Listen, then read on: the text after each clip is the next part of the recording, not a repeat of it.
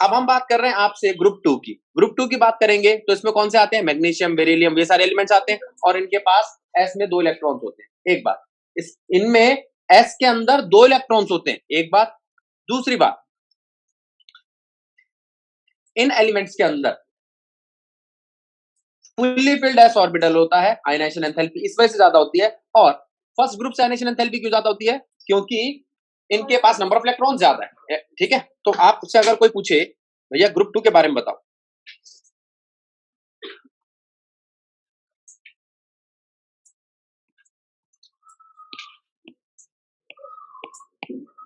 Group 2, तो group 2 में आप क्या क्या चीजें बताओगे? जरा ध्यान देना। ग्रुप 2 में पहली बात, एटॉमिक साइज मैं नहीं बताऊंगा, वैसा ही है जैसे पहले था। इसका फर्स्ट ग्रुप से छोटा है साइज, ठीक है, smaller then first group members या एलिमेंट्स, ठीक है। और डाउन द ग्रुप इंक्रीज, कोई एक्सेप्शन नहीं है। Down the group atomic size increase करता है due to increase in number of. अब कोई पूछे आपसे आयनाइजेशन एंथैल्पी की, तो अगर कोई आपसे आयनाइजेशन एंथैल्पी के बारे में, तो आयनाइजेशन एंथैल्पी में आप क्या बताओगे? मेरी बात सुनना जरा। आयनाइजेशन एंथैल्पी में हम क्या बताएंगे? पहली बात, more than first group.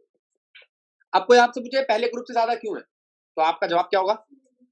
Due to more effective nuclear charge, और स्मॉल साइज भी ठीक है।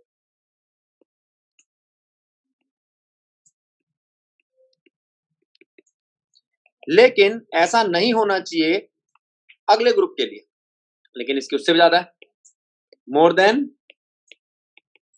13th group also. क्यों? Due to fully filled s orbital, या कह सकते हो due to extra stability of fully filled orbital. ठीक, ये आयनाइजेशन एंथैल्पी की बात हुई। आगे इलेक्ट्रॉनिक कॉन्फ़िगरेशन तो मैं क्या ही बताऊं, इसके आसान सी है, NS2 मैं बता चुका हूं आपको। एक एलिमेंट ऐसा है जिसके S2 होते हैं लेकिन फिर भी वो इस ग्रुप में डाला जाता है, वो है हीलियम, क्योंकि वो इनर्ट गैस है, उसको 18 ग्रुप में पटक दिया। आगे आयनाइजेशन एंथैल्पी हो गई। हाइड्रेशन एंथैल्पी कोई बड़ी बात नहीं है, जैसे हमने अभी थोड़ी देर पहले पढ़ा है वैसा इसकी हाइड्रेशन एंथैल्पी ग्रुप 1 जैसे। जितना छोटा साइज उतनी ज्यादा हाइड्रेशन एंथैल्पी, ठीक है। तो हाइड्रेशन एंथैल्पी आप क्या कह सकते हो? साइज ऑफ आयन के इनवर्सली।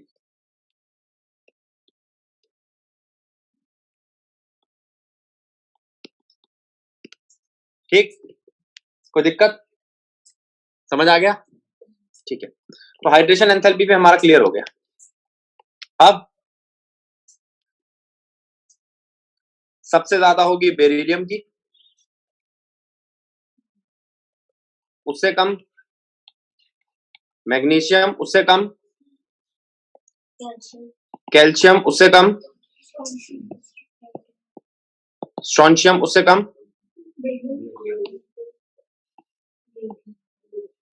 बस। अब हाइड्रेशन एंथैल्पी के बाद किसकी बात करें? देखते हैं फिजिकल प्रॉपर्टी में फिर वही बात आएगी आपकी कि क्या ये फ्लेम टेस्ट देते हैं। हाँ, मैं फिर भी एक बार सारी फिजिकल प्रॉपर्टी पढ़ देता हूं। देखो, alkali earth metals in general R silvery white, ठीक है, लस्ट्रस एंड रिलेटिवली सॉफ्ट, ये काफी सॉफ्ट होते हैं, but harder than alkali metal. तो ये हार्ड होते हैं अगर इनकी स्टेट पूछी जाए तो, हार्डर देन फर्स्ट ग्रुप, ठीक है, but in general soft. Generally कैसे हैं ये? लेकिन जो पहला ग्रुप है वो इससे भी ज्यादा सॉफ्ट है, ठीक है। The melting and boiling point of these metals are higher than the corresponding alkali metal due to the small size. इस बात पे ध्यान दो, जो मेल्टिंग और बॉइलिंग पॉइंट है इन एलिमेंट्स का वो ज्यादा है कॉरस्पॉन्डिंग एल्कली मेटल से, क्योंकि इनका साइज छोटा है, कॉम्पैक्ट है, इनका वॉल्यूम कम है, मास ज्यादा है। ठीक है, तो आप ये कह सकते हो, इस बात को कह सकते हो। Second group elements are more denser या have more density than first group. तो अगर कोई आपसे डेंसिटी की बात करे, किसकी बात करे, तो किसकी ज्यादा है, फर्स्ट ग्रुप की कि सेकंड ग्रुप की? क्योंकि साइज छोटा, मास ज्यादा, कॉम्पैक्ट साइज हो गया। Because of the low ionisation enthalpy, इनकी आयनाइजेशन एंथैल्पी लो होती है। ठीक है, they are strongly electropositive in nature. ये कैसे होते हैं, इलेक्ट्रोपॉजिटिव नेचर के। The electropositive character increase down the group. Electropositive character जो है नीचे जाते हुए बढ़ता है। नीचे वाले एलिमेंट को आप आसानी से उससे इलेक्ट्रॉन खींच सकते हो, ऊपर जाते जाते इलेक्ट्रॉन खींचने की टेंडेंसी कम होती है। बेरिलियम और मैग्नीशियम उतनी आसानी से इलेक्ट्रॉन नहीं छोड़ते जितनी आसानी से कैल्शियम और नीचे वाले एलिमेंट छोड़ते हैं। अब वो बोल भी रहा है, calcium, strontium, barium impact characteristic brick, इनके पास एक ये इंपैक्ट करता है characteristic brick red, crimson red और apple green colour respective to the flame, that is flame test. तो सब फ्लेम टेस्ट नहीं देते फर्स्ट ग्रुप की तरह। अगर मैं आपसे बात करूं फ्लेम टेस्ट की, तो यहां पे एलिमेंट आते हैं beryllium, magnesium, calcium, strontium, barium, ये तीनों देते हैं, ये दोनों नहीं देते। क्यों? क्योंकि down the group ionisation enthalpy decrease करती है। तो अगर आयनाइजेशन एंथैल्पी डिक्रीज करेगी तो इलेक्ट्रॉन को एक्साइट करना आसान हो जाएगा, वो इलेक्ट्रॉन आसानी से लूज कर देंगे। क्या कर देंगे? इलेक्ट्रॉन आसानी से लूज कर देंगे। तो down the group flame test देने की टेंडेंसी इंक्रीज होती है। ठीक, ये फ्लेम टेस्ट की बात हो गई। अब आगे चलते हैं। In flame, the electrons are excited to higher energy level. When they drop back to the ground state, energy is emitted in the form of visible light. यही बात करी थी हमने, ये रीजन बन गया भैया आपका। अच्छा, और एनसीईआरटी की लाइन में तो और भी अच्छी बात है। The electron in beryllium and magnesium are too strongly bounded. वो बहुत strongly bounded होते हैं। Hence, these elements do not impact any color to the flame. बात ठीक है गलत है? दो क्वेश्चन हो गए बेटा, दो क्वेश्चन के आंसर निकल गए। यहाँ पे दो रीजन दे चुका हूं मैं आपको, एक तो फ्लेम टेस्ट क्यों होता है और ये दोनों फ्लेम टेस्ट क्यों नहीं देते। The flame test of calcium, strontium, barium is helpful in their detection in qualitative analysis. ये आप करोगे, अगर आप स्कूल जा रहे होते तो आप करते। ठीक है, फोटोमेट्रिक टेस्ट बोलते हैं इसको, फ्लेम टेस्ट। इस बात पे ध्यान देना। ठीक, the alkali earth metal like those of alkaline metals have higher electrical and thermal conductivity. इनकी इलेक्ट्रिकल और थर्मल कंडक्टिविटी ज्यादा होती है। ठीक है, जरा इस पैराग्राफ। अब वो कह रहा है केमिकल प्रॉपर्टी। अब यहां पर ऑक्साइड, पर ऑक्साइड, सुपर ऑक्साइड नहीं बनते, सारे नॉर्मल ऑक्साइड बनाते।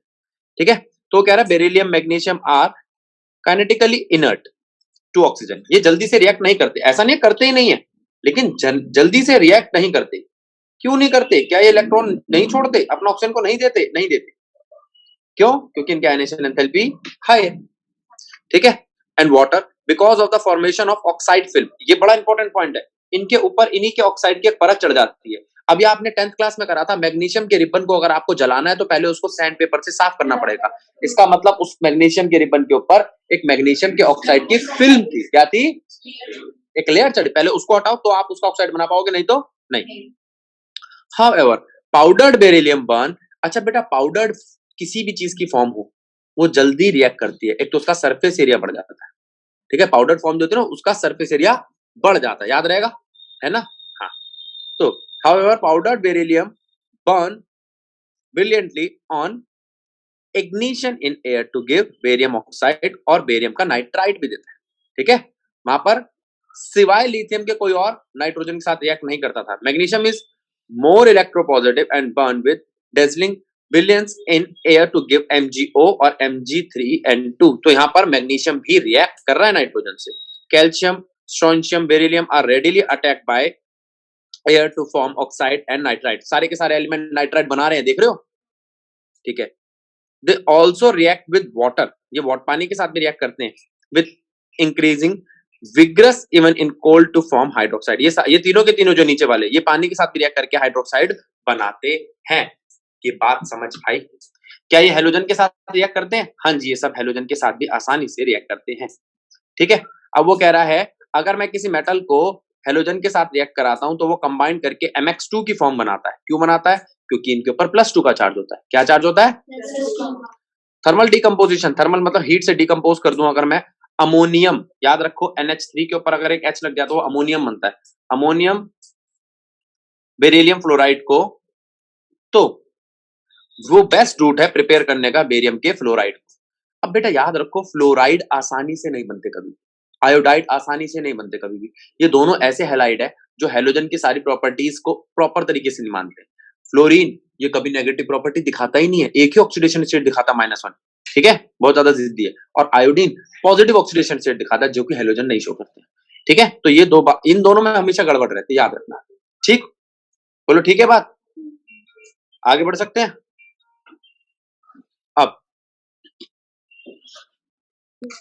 अब रिएक्टिविटी टुवर्ड्स हेलोजन हो गई, अब रिएक्टिविटी टुवर्ड्स हाइड्रोजन। क्या ये हाइड्रोजन के साथ रिएक्ट करते हैं? हाँ।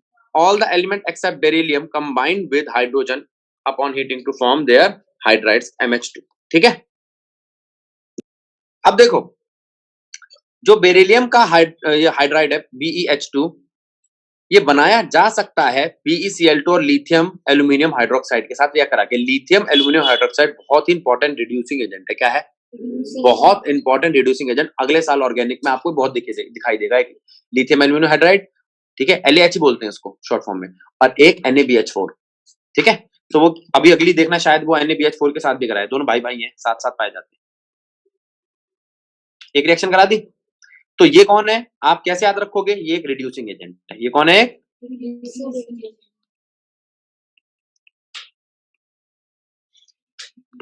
रिड्यूसिंग एजेंट है जो बेरियम क्लोराइड के साथ रिएक्ट करके LiCl और AlCl3 बाहर कर देता है और BeH2 बनाता है,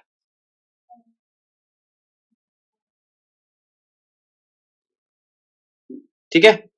रिएक्टिविटी टुवर्ड्स एसिड, क्या ये एसिड के साथ रिएक्ट करते हैं? हाँ, ये सारे एसिड के साथ रिएक्ट करते हैं और हैलाइड बनाते हैं, ठीक है, और हाइड्रोजन गैस छोड़ते हैं। कौन हाइड्रोजन गैस छोड़ता है एसिड के साथ रिएक्शन करके?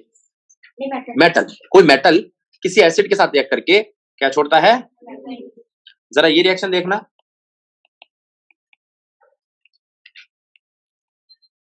MsO4 बना, यहां पर ये M क्या हो सकता है? ये हो सकता है बेरिलियम, मैग्नीशियम, कैल्शियम वगैरह वगैरह। अगर मैं इसको दे दूं HNO3 तो क्या रिएक्ट करेगा? MnO3 होल ट्वाइस बनाएगा और हाइड्रोजन गैस निकालेगा। ये बात समझ में आई? रिड्यूसिंग कैरेक्टर में आपको पहले ही बता चुका हूं। रिड्यूसिंग कैरेक्टर में हम E0 वैल्यू चेक करते हैं, जिसकी E0 वैल्यू ज्यादा नेगेटिव होगी वो ज्यादा रिड्यूसिंग नेचर का होगा। बात सुनना। दूसरी बात, E0 वैल्यू 3 एनर्जीज का समय, पहला सब्लिमेशन, दूसरा, तीसरा, ये तीनों जोड़ दी तो बन गई आपकी E0 वैल्यू। जितनी ज्यादा E0 वैल्यू उतना ज्यादा ताकतवर रिड्यूसिंग कैरेक्टर। बात ठीक है? सोल्यूशन इन लिक्विड अमोनिया, मैंने आपको लास्ट क्लास में ही बताया था, याद होगा आपको, हमने इसके बारे में बात की थी कि लिक्विड अमोनिया का जो सोल्यूशन होता है उसमें कैसे काम करेगा। अब मेरी बात सुनो, लिक्विड अमोनिया के साथ रिएक्ट करता है ये भी और बनाता है अमोनिएटेड इलेक्ट्रॉन। अमोनिएटेड इलेक्ट्रॉन ही रिस्पॉन्सिबल है कलर के लिए। किसके लिए? ठीक है, अमोनिएटेड इलेक्ट्रॉन कलर के लिए रिस्पॉन्सिबल है और ये डीप ब्लू ब्लैक कलर देता है। क्यों? क्योंकि इसके पास ज्यादा अनपेड इलेक्ट्रॉन है। वहां पर एक होता था, जो फर्स्ट ग्रुप में एक चीज थी, यहाँ पे कितनी है? 2, तो यहाँ पे अनपेड इलेक्ट्रॉन भी डबल हो जाएंगे। अनपेड इलेक्ट्रॉन डबल हो जाएंगे तो ये डीप ब्लू कलर देगा। क्या ये भी थोड़ी देर बाद कंबाइंड हो जाएंगे? हाँ, लेकिन इस बार एक कॉम्प्लेक्स बनेगा MnS, MnH3 होल हेक्सा। ये कॉम्प्लेक्स कंपाउंड अभी इस साल आपके नहीं है, अगले साल जब आएंगे तब मैं समझाऊंगा। अब आप बस सिर्फ ये समझ लो कि ये कॉम्प्लेक्स बनाता है। जैसे उसने क्या बनाया था, अमाइड। क्या बनाया था, पहले आप यहां तक समझो, फिर उसके बाद मैं इसके यूजेस कराऊंगा। आपका काम क्या है, पहले अब सब के सब बच्चे प्रॉपर्टीज की रिएक्शंस लिखेंगे। रिएक्शंस में आपको कम से कम 2 एग्जाम्पल। जी सर। तो जो अभी हमने बात की थी केमिकल प्रॉपर्टीज की, अब उसी को स्टार्ट कर रहे हैं हम। देखो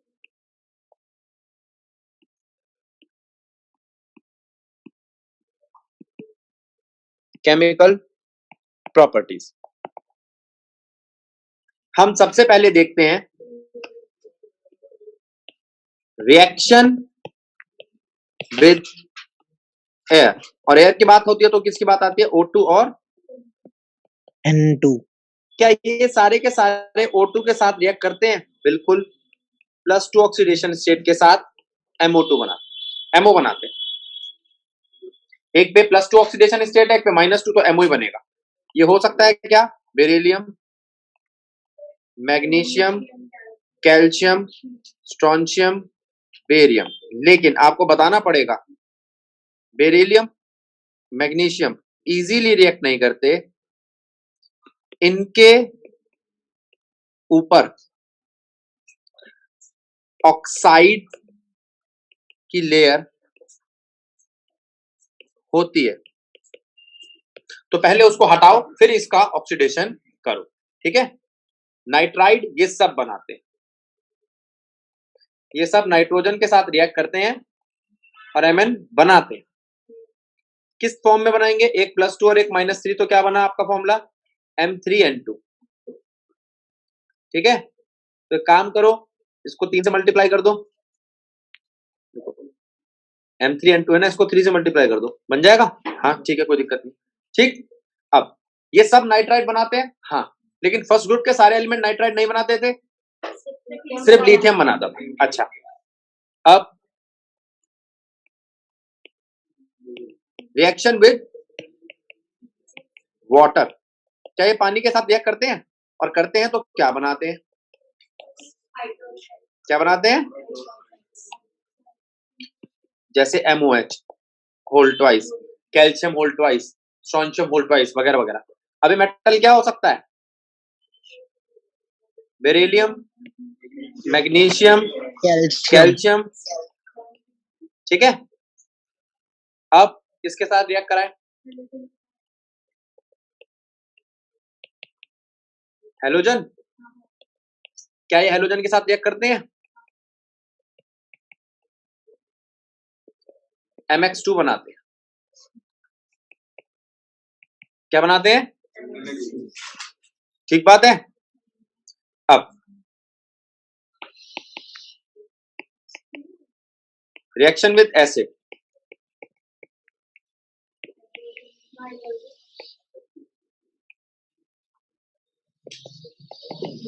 एसिड के साथ कैसे रिएक्ट करेंगे भाई, ये हाइड्रोजन गैस क्यों रिलीज कर रहे हैं, इनके पास क्या ऐसी प्रॉपर्टी की हाइड्रोजन गैस, क्योंकि ये मेटल है, क्योंकि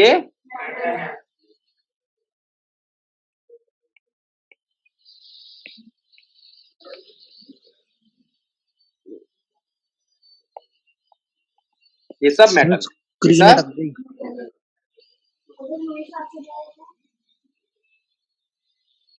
अब यहां पर मेटल के साथ एसिड ये भी तो हो सकता है, H2SO4, HNO3, तो बनेगा MSO4, M,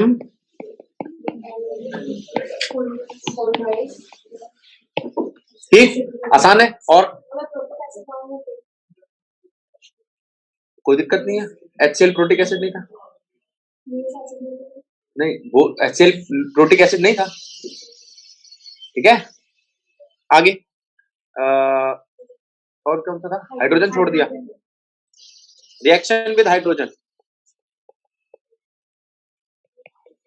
किसके साथ रिएक्ट कराना है हमें, अगर मैं हाइड्रोजन के साथ रिएक्ट कराऊं तो मेटल को, तो वो क्या देगा, MH2। ठीक, कोई दिक्कत, और किसी के साथ रिएक्ट होगा, करेगा ये, है लिक्विड अमोनिया। मैंने आपको पीछे इसके हाइड्राइड बनाने के लिए कुछ और रिएक्शन भी बताई थी, पता नहीं कहां गई। हाँ, जैसे मैं किसी क्लोरीन को ले लूं, क्लोराइड को, और उस क्लोराइड को रिएक्ट कराऊं किसके साथ, एक रिड्यूसिंग एजेंट के साथ। किसके साथ?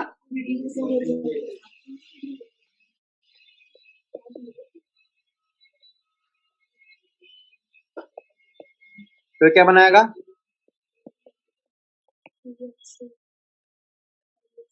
LiCl और ठीक, पक्की बात है। मुझे 2 लेने पड़ेंगे तब बैलेंस होगा। अब बैलेंस है, ठीक है। अब रिएक्शन विद अमोनिया,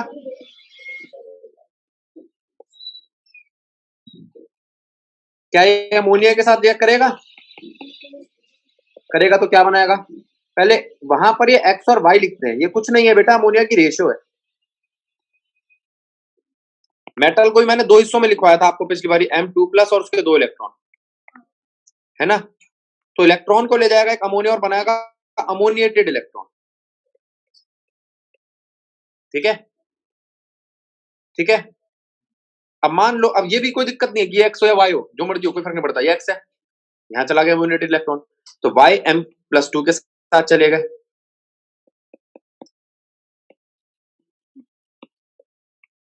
कोई दिक्कत नहीं है, ठीक है। कोई नहीं, अगर आपके स्कूल में टीचर कहता है एक्स और वाई ऐसे हैं तो हाँ ही कर सकते हो और कुछ कह तो सकते नहीं, लेकिन इसमें कुछ भी ऐसा नहीं,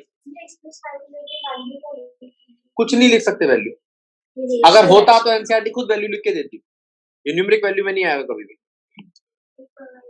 हाँ, ठीक। और ये आपका डीप ब्लू कलर देना चाहिए। डीप ब्लू था बेटा, कुछ ब्लैक स्लैक तो नहीं था?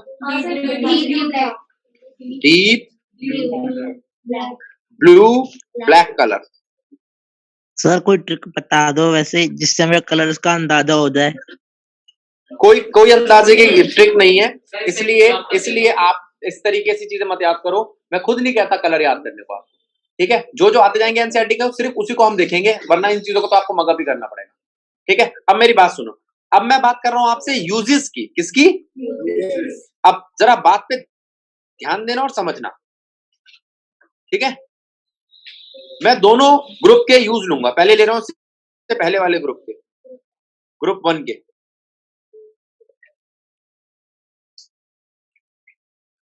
आप पहले इस पूरे पेज को रीड करो, फिर मैं समझाता हूं। पहले बात आती है लिथियम की। Lithium metal is used to make useful alloys, for example with lead, to make a white metal जिसकी बॉल बेरिंग बनती है। बॉल बेरिंग मैं बताता हूं आपको कहां लगती है, जहां कोई चीज चल रही हो, जैसे टायर, जैसे ये फैन। तो जब ये चलते हैं ना तो इनमें फिडजेट स्पिनर में भी लगती है ये, तो उसमें अंदर का गोला और बाहर के गोले के बीच में कुछ छर्रे होते हैं। क्या होते हैं? ये छर्रे आपकी साइकिल में भी लगते थे, इसे बोलते हैं बॉल बेरिंग। वो जो बॉल बेरिंग है वो जल्दी घिस जाएगी क्योंकि वो बहुत ज्यादा मूव करती है। अब आपकी साइकिल ये दिन में 10 बार ऐसे ऐसे उसको हैंडल घुमाते हो तो वो काफी मूव करता है, तो अगर लोहे के छर्रे होंगे तो वो घिस जाएंगे, तो घिसने वाले नहीं होने चाहिए, इसलिए ऐसा मेटल बनाया गया जो बहुत कम घिसता है। और उसको, और वो करता क्या है, वो फ्रिक्शन को मोबिलाइज करता है, कम करता है, मूवमेंट बढ़ाता है, फ्रिक्शन कम करता है, और उसकी और फ्रिक्शन कम करने के लिए हम उसपे ग्रीस लगा देते हैं। ये कईयों ने देखा होगा, ये बहुत कोई मुश्किल चीज नहीं है, मेरे को कहीं मिल गई तो मैं भी आपको लाके दिखा दूंगा, बहुत नॉर्मल चीज है, बिजली की दुकान में मिल जाएगी आपको। बॉल बेरिंग, एक अंदर गोला एक बाहर गोला, बीच में छर्रे, और वो जो छर्रे होते हैं वो 2 तरीके के होते हैं, गोल और सिलेंड्रिकल, ठीक है। हाँ, सिलेंड्रिकल भी होते हैं। अब ये जो छर्रे होते हैं ये कैसे होने चाहिए? घिसने वाले नहीं। अगर घिस गए तो फिर वो कट कट की आवाज करता है। तो कभी सुना होगा आपने, पंखे आवाज करने लगते हैं, है ना। ग्रीसिंग करा लो, जो मर्जी कर लो, तो वो क्या कहता है, इसकी बॉल बेरिंग कट गई है, मतलब इतना चलता है कि बॉल बेरिंग घिस गई है। तो फिर भी हम किस मेटल की बनाते हैं जो कम घिसे? तो lithium metal is used to make alloy, useful alloy, for example lead to make white metal, जो बेरिंग्स फॉर मोटर इंजन्स, ठीक है।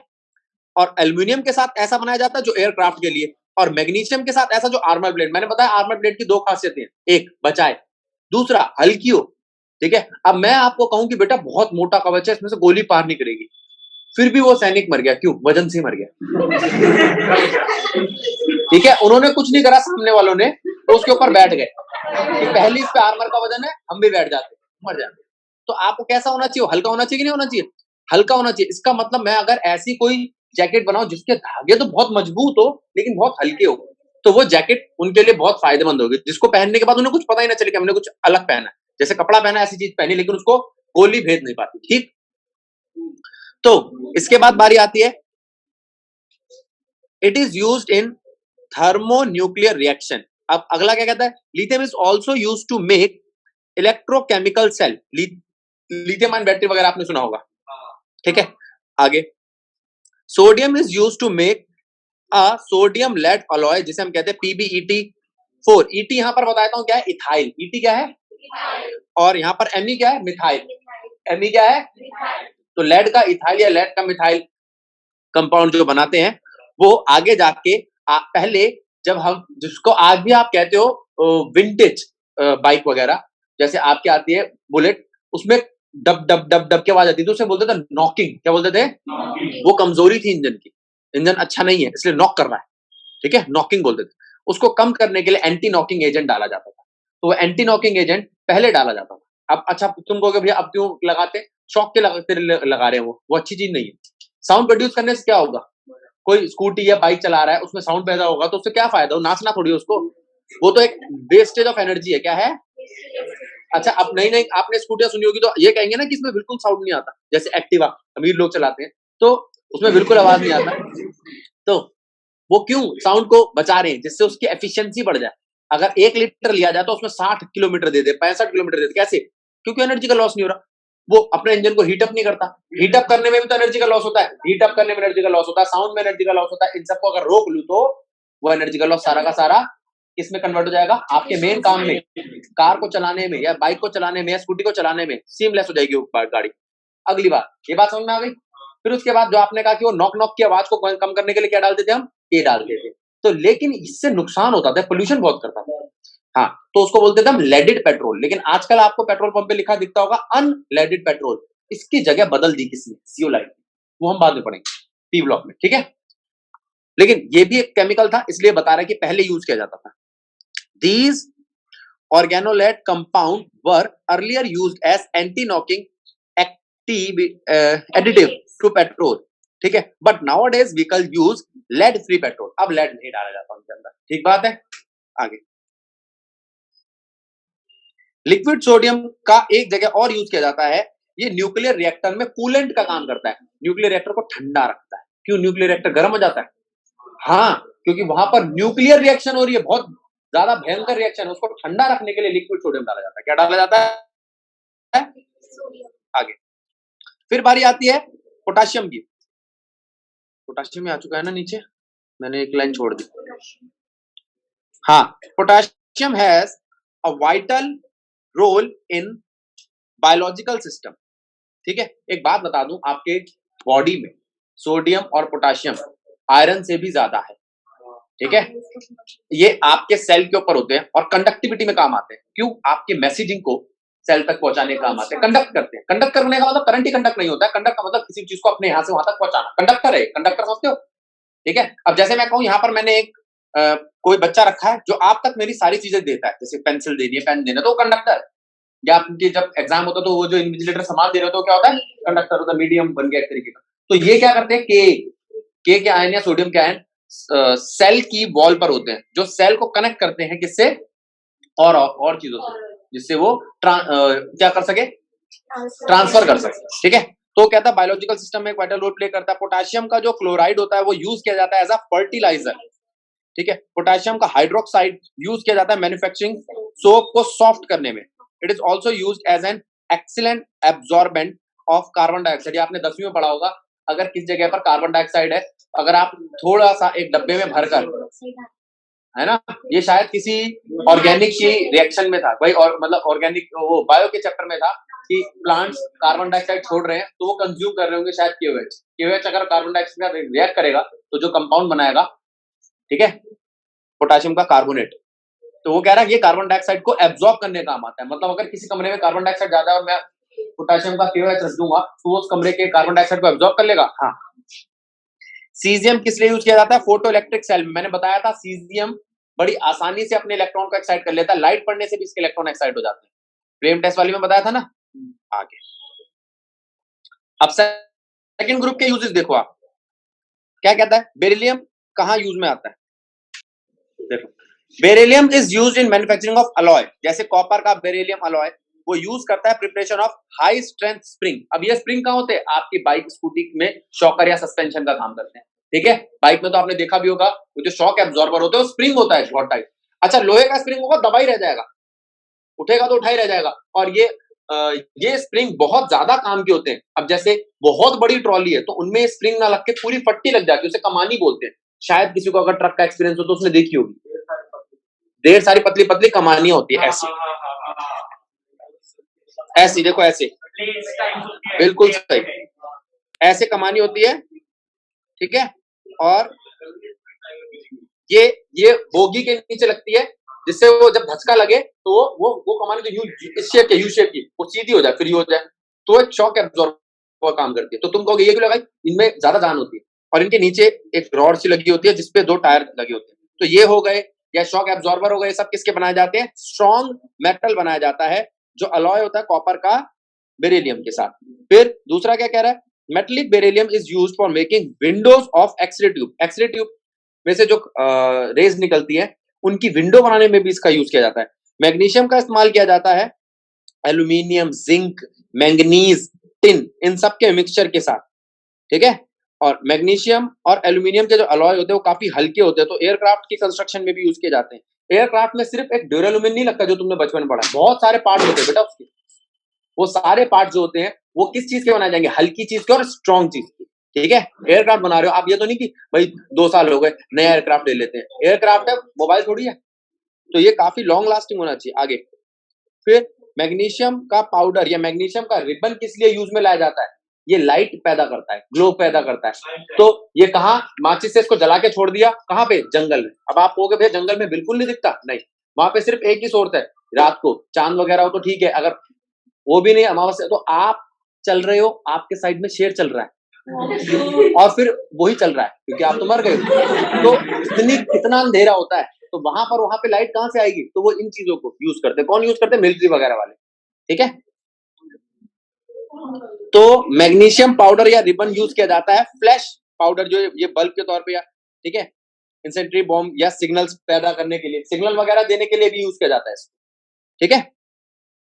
आगे suspension of magnesium hydroxide in water, milk of magnesia बोलते हैं इसको, आप एंट एसिड के तौर पे यूज करते हो और ये आपके टूथपेस्ट में भी यूज किया जाता है, ठीक है। अगली बारी कोई आपसे पूछे कि आपके टूथपेस्ट में नमक है तो कह देना मैग्नीशियम तो है, नमक का पता नहीं, ठीक है। हाँ, मैग्नीशियम का जो कार्बोनेट है वो एक इंग्रेडिएंट है आपके टूथपेस्ट का। Calcium is used in extraction of metal from the oxide which are difficult to reduce with carbon, ठीक है। कैल्शियम जो है वो मेटल, उसका मेटल का ऑक्साइड के तौर पे यूज किया जाता है, ठीक है, जो रिड्यूस करता है कार्बन वगैरह को। आगे कैल्शियम बेरिलियम मेटल जो है reactivity with oxygen, nitrogen, elevated temperature, कुछ खास बात है कि नहीं है यहाँ पर। हाँ, वैक्यूम ट्यूब में से एयर रिमूव करने के लिए भी हम इनका इस्तेमाल करते हैं, कैल्शियम और बेरियम मेटल्स का, ठीक है। रेडियम किस लिए यूज किया जाता है, रेडियम यूज किया जाता है रेडियोथेरेपी में, ठीक है, और अंधेरे में चमकने वाली घड़ी बनाने के लिए, ठीक है। देखा कभी ऐसे ऐसे करके, तो उसमें रेडियम लगता है क्योंकि रेडियम एक रेडियो एक्टिव एलिमेंट है और इसका कैंसर के ट्रीटमेंट के लिए भी यूज किया जाता है। बिल्कुल सही, कीमोथेरेपी बोलते हैं, आपने नाम सुना होगा इसका। यहाँ पर इनके, सुनो, यहाँ पर इनके यूजेस खत्म हुए हैं, एक और यूज है इनका, बायोकेमिकल यूज की, मतलब बायोलॉजिकल इंपॉर्टेंस क्या है इनकी, उसको हम आज डिस्कस नहीं कर